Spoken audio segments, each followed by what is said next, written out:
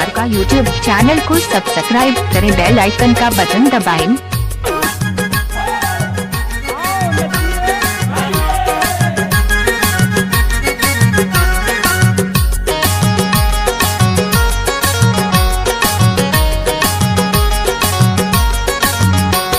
जे खिलाया बे मोर मयारू आमदा मेला तै घूमिलाया बे।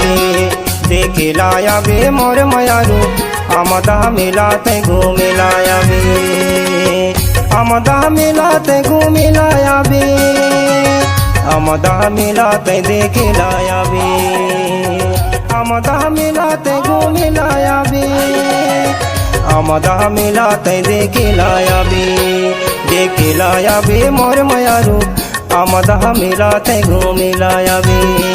देखिलाया बे मोर मयारू आमदा मेला तै देखिलाया बे। देखिलाया हूँ मोर पिरोही आमदा मेला मैं घूमिलाया हूँ।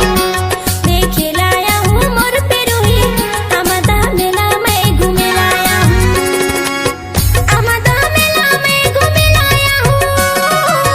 आमदा मेला मैं देखिलाया हूँ। आमदा मेला मैं घूमिलाया हूँ। आमदा मेला मैं देखिलाया हूँ। देखिलाया हूँ मोर पिरोही आमदा मेला मैं घूमिलाया हूँ। देखिलाया हूँ मोर पिरोही आमदा मेला मैं घूमिलाया हूँ।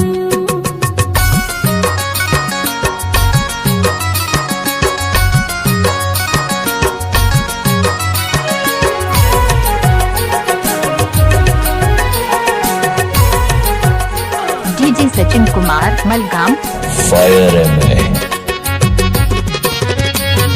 गाड़ी चलते मोटर चलते और चलते ठेला। गाड़ी चलते मोटर चलते और चलते ठेला।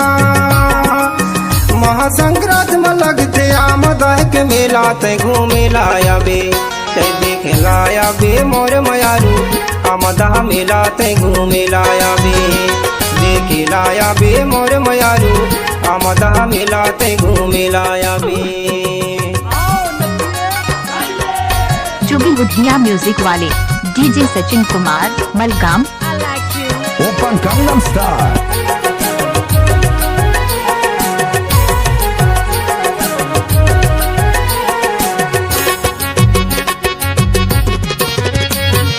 सत्संगत संगीत होत है होत कर्मा।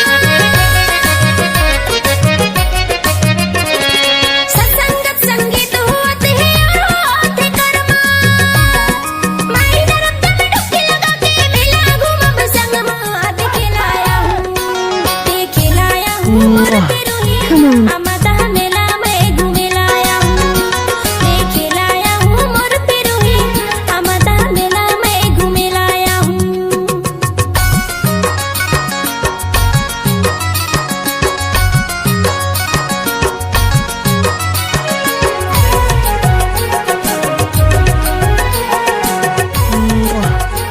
डीजे सचिन कुमार मलगाम। ओपन कंगनम स्टार। अमरकंठ के माई नर्मदा संगम हवे भारी। अमरकंठ के माई नर्मदा संगम हवे भारी।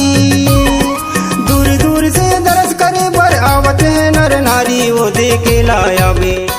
देखिलाया बे मोर मयारू आमदा मेला तै घूमिलाया बे। देखिलाया बे मोर मयारू आमदा मेला तै घूमिलाया बे। आमदा मेला तै घूमिलाया बे। आमदा मेला तै देखिलाया बे। आमदा मेला तै घूमिलाया बे। आमदा मेला तै देखिलाया बे। देखिलाया बे मोर मयारू आमदा मेला तै घूमिलाया बे।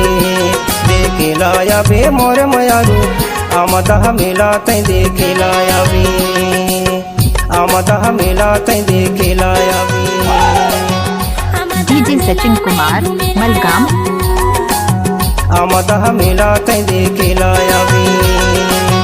आमदा मेला मैं चुगी बुधिया म्यूजिक वाले